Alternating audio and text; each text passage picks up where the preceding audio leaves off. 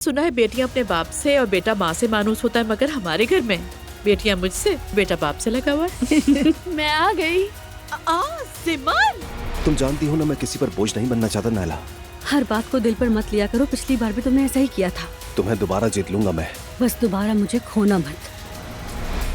मैं खुद जाकर अपनी बहू से बात करूंगा कि वो लोग वापस घर आ जाएं अपने। जो औरत कभी मुस्कुराना न जानती हो तो सीधे तरीके से उसे तलाक दे दे। रुको नूर, तुम अब बच्ची नहीं रही हो। अब वक्त आ गया है कि अपनी तकदीर की जिम्मेदारियां खुद उठाओ। कातिल सारे सबूत मेरे पास हैं। अल्लाह गारत करे उसे, ये जरूर मुस्तफा होगा।